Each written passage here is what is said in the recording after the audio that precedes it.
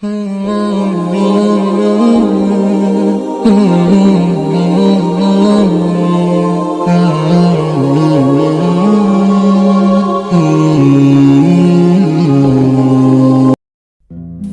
эмне экенин билесиздерби туугандар?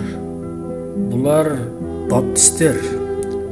Булар эч бир кудайга ишенишпейт. Эч бир кудайга.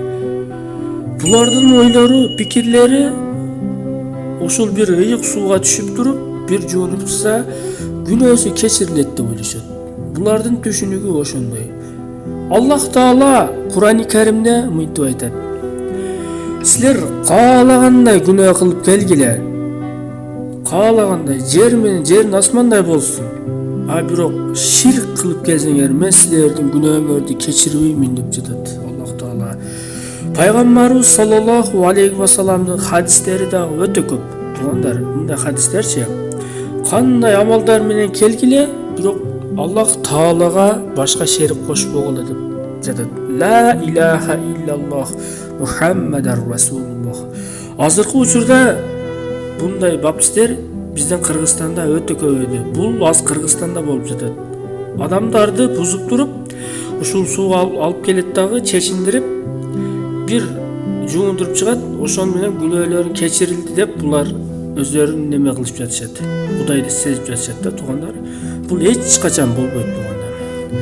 Көп ушуга кирип кетти да, караңыздар, адамдар көп. Мына видеода эле байкап турсаңыздар да болот да. Бул эң жаман нерсе. Аллах Таалага ширк келтирген бул. Эң жаман нерсе. Аллах сактасын будан.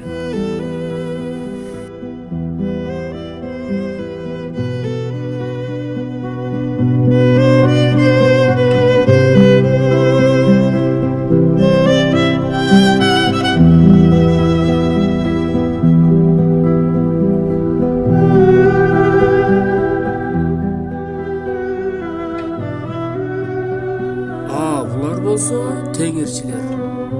Булар Аллага ишенишпейт. Бирок Аллах, пайгамбар бар экенин билишет, бирок теңирчилер булар капыр жамааттар. Капыр жамааттар.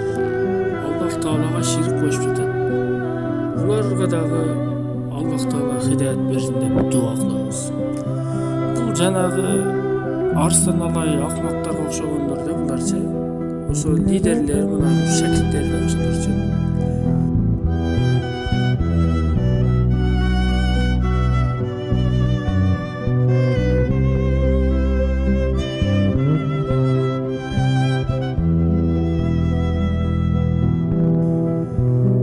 Булар жолго чыгышып алып, күндөн же башка нерседен дуа кылышып, мисалы бирдеге сурашып атат да. Капыр жамааттарчы. Бизде кескин түрдө мындай нерселер бизде көбөйүп жатат да. Бул нерселерге чекит коюш керек туугандар.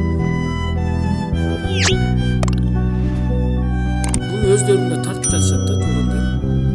Интернетке чыгарышат дагы, адамдар кызыктырып өзүнө тартышып жатат туугандар. Аллах сактасын.